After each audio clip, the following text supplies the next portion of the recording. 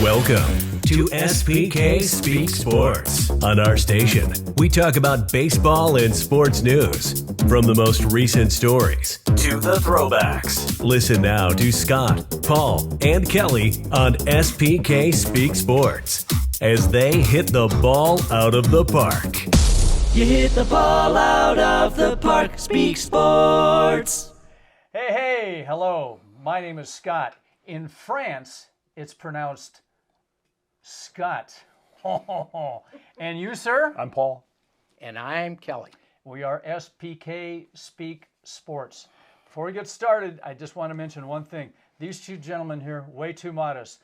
They are woke, okay? I'm not. I'm trying to keep up. It's exhausting.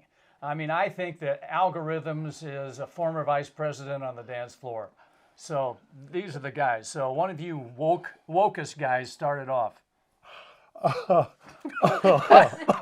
the way, just real quick, you are woke, but you missed a couple of spots this morning. Take care Well, of that. Clean it up. I like that you said that your name in France is Scott.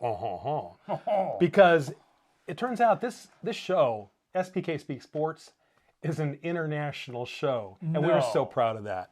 Oh. Well, or somebody has a VPN on their computer from France. But every week we get a download from France, so merci beaucoup. Oh, yeah. What do you have? And? Oh, I'm supposed to continue. Just get it all out of the way. All right, now. I'll get it all out of the way. A few weeks ago, we invited comments on YouTube for any listeners on podcasts or viewers on YouTube, and we actually got a few, so I'd like to read them now. Paul Benavides writes, "Hi guys, another great show.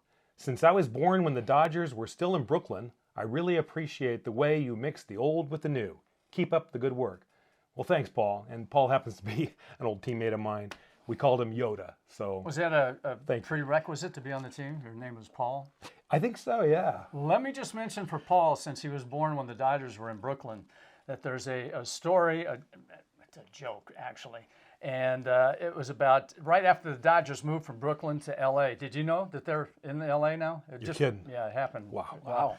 That somebody would talk to like diehard Brooklyn Dodger fans who were ticked off that they'd moved to L.A. And the guy would come up to somebody and go, he goes, well, if you were in a room with Walter O'Malley, Mussolini, and Hitler, and you had a pistol with 2 bullets in it, what would you do? And the guy said, I'd shoot O'Malley twice. Oh. Oh, God. There you go, Paul. That's the Brooklyn Dodgers story. Hey-oh. Viewer Nancy Wallace asks, can you do 5 of these a week? Mike Golick isn't on ESPN anymore, and I don't like the other radio drivel. Thank you, Nancy. That is so cool. We would, but we're pretty busy in Idaho on the shooting range every day. And this one's going to call for a little conversation, guys. Okay. Dan Scott asks, what I would like to hear you guys talk about is, do you really feel the winner of this season should get World Series rings and a trophy? Oh, well, I definitely do.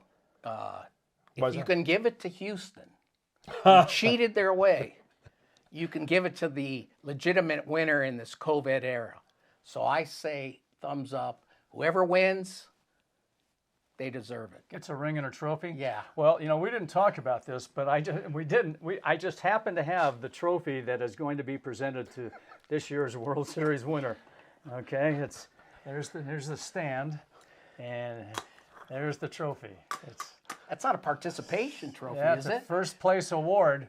So this is, it's not a piece of metal like the commissioner said it was. This is a piece of plastic right here. So I can just see, like the manager holding this puppy up to the cardboard cutouts.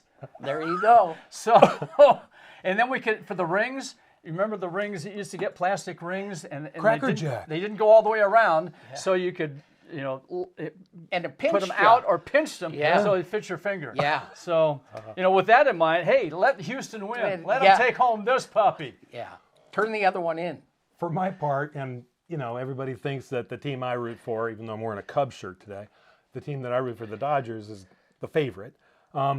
I have mixed feelings. I think that there will be 20/20 hindsight on this, and we'll know in a few years whether or not it was a legitimate World Series championship for whoever wins.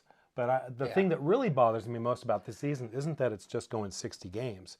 It's the playoff format. It's 16 teams in. It's a best out of 3 for the first round. Any team can beat any other team in 2 out of 3. Well, so you know, Everybody pause. gets a participation. But trophy. this is the thing. You can put, like in the Hall of Fame, you can have a special wing, the COVID wing, where, well, wait a minute. And you have I can't a wait. special Get Tim wing. Heat on the phone. A special wing. And it talks about 60 games, the different rules, and something special. So you try to make a negative situation, make it more negative. I don't know. But why not? This is, you know what? American ingenuity is fantastic, and people have tried to go on and make some normalcy. And yeah, it's awkward and it's different, but you know, we got to move forward, right? After that soliloquy, I think next week it might just be SP Sports. Okay. Just saying. Uh-oh. I'm ready to click my heels and just say there's no place like next season. Real quick, a couple of corrections because we know you're out there and you're fact checking all this stuff, and we have fired our writers, you know, because of this. But last week I said Bobby Bonilla Day on July 1st. He gets 1.19, not 1.2, but 1.19 million dollars a year until 2035. So my Copa, I'm sorry, I'm not getting on a knee, and you made a slight mistake too. Did I? Let's see. So Billy Ripken said that Cal made him stand, you know, because fans cheered and everything for 22 minutes. But actually, it was after inning 5, which made it an official game, and his home run came in the first inning.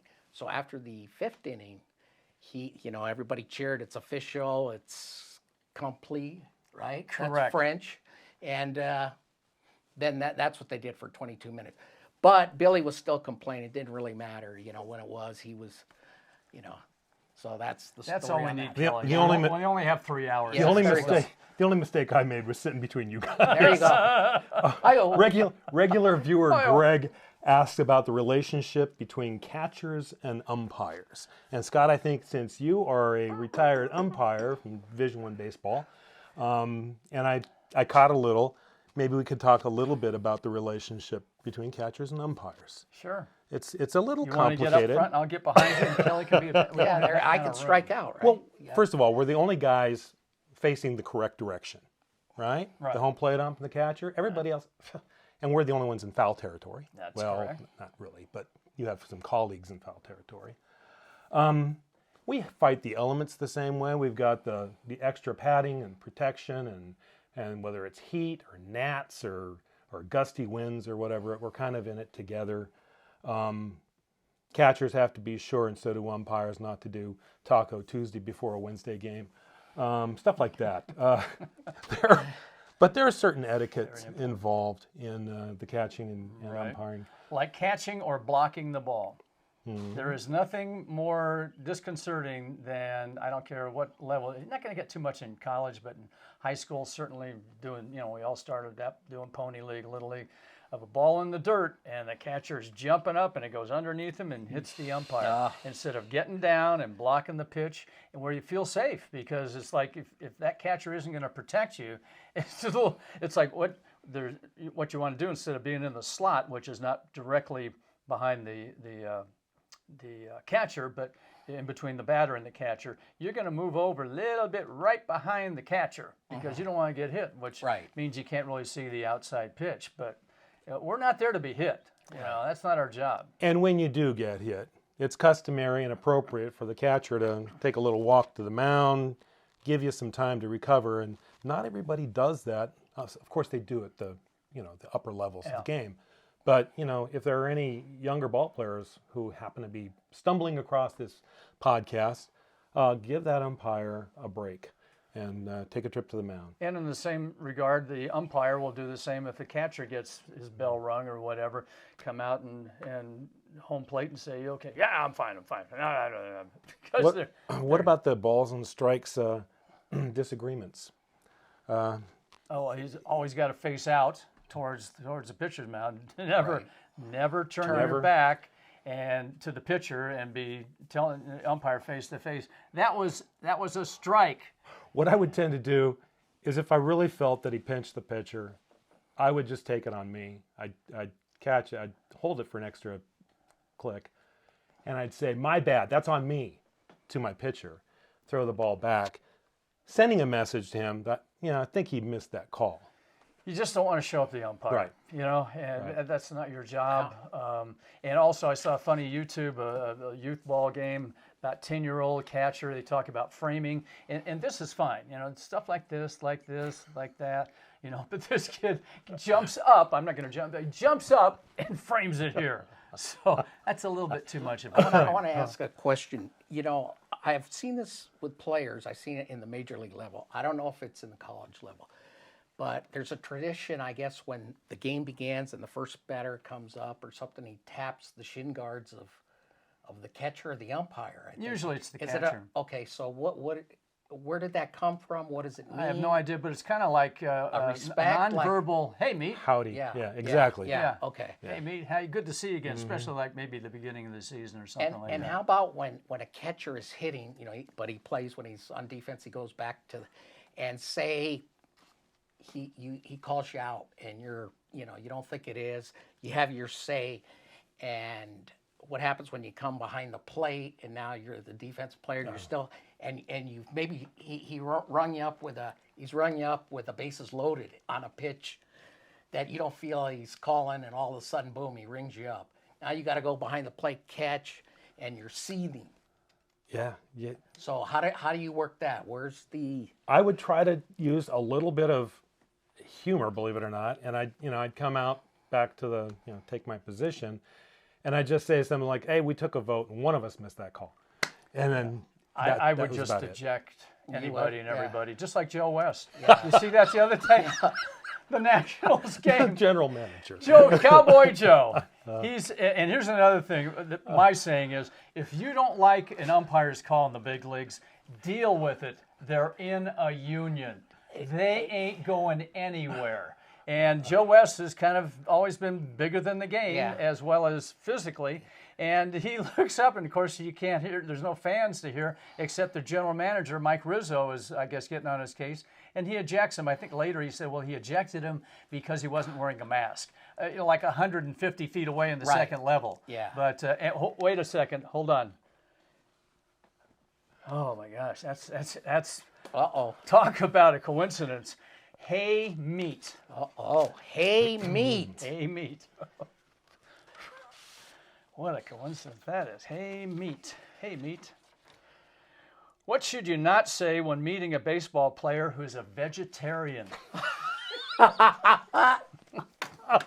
Oh, man. Speaking of Tommy Malone, Tommy Malone has a distinction, and I had some games with Tommy Malone in high school where I lived in Valencia, California, and really nice kid, never threw hard, always a lot of good control, left-hander, so that helped.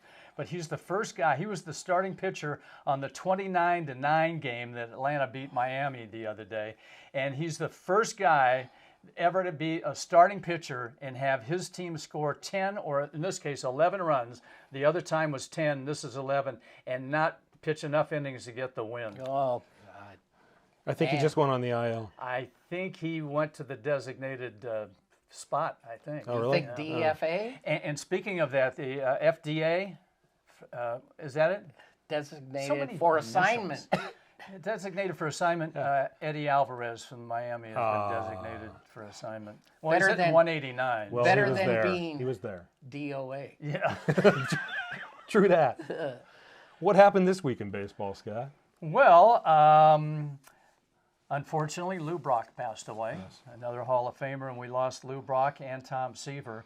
I did not mention this, and I checked it. You said I did, but I didn't. That Tom Seaver is only the second pitcher in big league history to have 300 or more victories, 3,000 or more strikeouts and an under 3 ERA, along with Walter Johnson. So, but very interesting. Within 6 days, those two passed, and no batter faced Tom Seaver more than Lou Brock, and no pitcher faced a batter more than Tom Seaver pitching Lou Brock. So both good gentlemen. We lost Al Kaline a number of months ago, another gentleman. So we've lost some really good guys who are Hall of Famers. Brock hit 250 against Seaver. And that's one of the worst trades that was ever made. Yes. Probably, obviously, the worst trade ever was Babe Ruth to the Yankees. That's obviously always going to be number one. And but Brock to the Cardinals for the infamous Ernie Broglio, who won about 7 games after he was traded to the Cubs. And it was not popular with the not at the time. Cardinals. And the other trades that come to mind, though, speaking of Seaver, was, and I think we talked about this last week, Seaver to the Reds. They had a contract dispute, and Mets said, see ya. And then the Mets trading Ryan to the Angels was another bad trade. So the Mets are 0 for 2 definitely on that one. And it's always pitching. It's always they always develop good pitchers. You know. And the other thing that's happening today, this is more for Paul than, well, could be for anybody. Did you see where there are 2 banners that are going to be behind a plane flying around overhead Dodger Stadium tonight before the Dodgers-Astros game? I think somebody in Georgia paid to have a banner, a sign, behind. Actually, 2 people have. There's 2 signs that basically say the same thing. But the one says, steal this sign, Astros. I love it. So because of the airspace and everything, they can only do it prior to the game. And the other one says, hey, Astros, and instead of an O, it's an asterisk. Astros, seal this sign. So now, do you think 2021 people will continue if the season goes regular and there's fans? I think they're chomping at the bit. I think like, so. I don't think they have long memories, right? Well, look at Doug Edding, the umpire that kind of kicked a call years ago. Yeah, I against still the hold it Angels against them. in the playoffs, and people still boo him when he's at Anaheim Stadium. So I think they'll be ready. I've seen a few fingers go up in the air when it comes in. Very impressed, too, real quickly, looking at Clayton Kershaw. 2.43 ERA lifetime, and he's got almost a 700 winning percentage. Unbelievable. That's phenomenal. That's enough about the Dodgers. What do you got? Don't give us another. Well, I want to talk about the Cubs, but first I do want to mention a very worthy this day in baseball. In 1938, on this day in baseball, I think the Abner Doubleday myth of creating baseball was finally debunked. And Alexander Cartwright was elected to the Baseball Hall of Fame as being probably the principal, and this too is disputed because people dispute just about anything. But Cartwright was the father of baseball, according to the study that was done by the Hall of Fame and baseball, Major League Baseball at the time. Not Doubleday? Not Abner. I am Not always Abner. the last to know. I know. Oh. But it was on this date. Yeah. Wow. So I'd like to talk about the Cubs, though. Last week I mentioned Tampa Bay and how they were that team from, for those of us who live in the West, team out of nowhere. And how do they do it? Who are these guys? Well, similarly, although not quite as impressively, the Chicago Cubs. They maintain this 3-game lead in the National League Central. They don't have anybody in the top 10. They don't have anybody in the top 10 in home runs. They don't have anybody in the top 30 in RBI. Man, it's so sad. They have Yu Darvish, who's lights out on the mound. They've got a couple of other, pretty workmanlike pitchers. Kyle Hendricks opened the season with a complete game shutout on opening day. And then today, wouldn't you know it, Mills, what's his first name? Alec Mills. He's throwing a no-hitter as we speak. I haven't checked the phone since it was the top of the 8th inning, but so the Cubs have a little bit of pitching, but other than that, they're just playing team baseball, staying in the hunt, staying actually at the top. Clutch, like last night. They were Jason Hayward, they were losing, to Milwaukee, and Justin Hayward hits a 3-run home run in the top of the 9th inning against Hader, Milwaukee's closer. That was his second blown save of the season. Yeah. And boom, they come back and they were winning like 10-0. And it shows you can lose a game 39-9 and it's, you turn off the game after you're 15, 17 runs behind. But a game like last night for like Milwaukee, who's trying to hold on and stay close, they're just right on the outskirts of getting into the playoffs. It had an effect today, probably. Yeah, well, and because the Brewers, along with the Mets and the Reds and the Rockies, they're not in at this point, but they're only a couple of games back, but they're running out of time. And in the American League, it's Detroit, Baltimore, and Seattle, all the same records, and they're a couple of games behind. So it's good to see those teams that have been also Rams for a few years at least have a shot at the participation trophy. Kelly made a comment about that 29-9 game. My goodness, there were a lot of scores this week that were just off the charts. And is it because it's football season? Or I think they've caught up to a lot of these pitchers. There's a lot of guys that are in the league that are borderline, and guys have gotten hurt or COVID or this or that, and it's just some have opted out. These are professionals, Kelly. That's no excuse. Yeah, well, making hundreds and millions of dollars. True. Also we need to get a real sponsoring here real quick. Sponsored this week by Mutton Buster Beer. They're not going to pay us if you say it. Brown Ale. Or if he doesn't. Next time you want to bust your mutton, you know, that's what I'm talking about. Okay.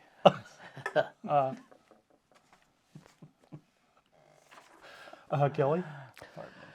Yeah, I just Chapman is out, got hurt for Oakland, so that might hurt their chances. And they're like they win like 95, 97 games, and then they get in the first round, and boom, they're Is gone. it 95 or 97? 96. Okay, let's go for the in the middle, and so that's going to hurt him. He's a good player, and although he started off great, but I think he's under the Mendoza line. Oh yeah, but he had a lot of power, and doesn't help him. He's going to have hip surgery, so he was hurting. Yeah, and he played, and so we'll watch Oakland, see what they do. I like Minnesota in the American League, but Tampa Bay, don't count them out, even though you can't name any of the players.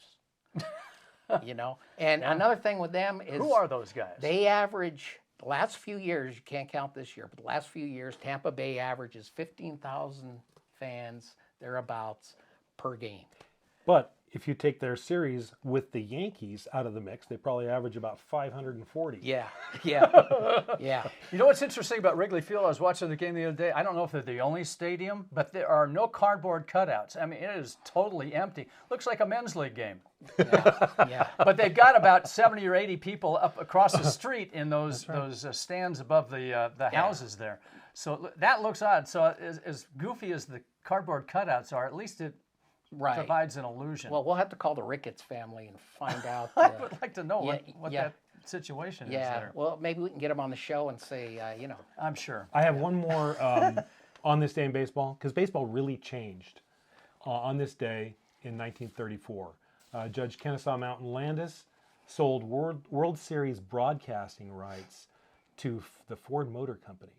For the first time, the rights were sold to broadcast the series. Prior to that, anybody could broadcast for free. Didn't have to pay any fee to baseball at all. Wow. $100,000, and think of what it means now. Oh. And there's another thing I timed in between innings from the last pitch to the next half inning.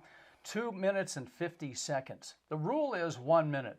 So I go back again. If you can just boost up the rates to the advertisers, the little guys are going to go by, but the big boys are going to pay more money. And you're going to cut. If you cut a minute out of every half inning, that's 18 minutes right there. There was a game the other day. It's like 3:10, and the game was 1-0. Yeah. What?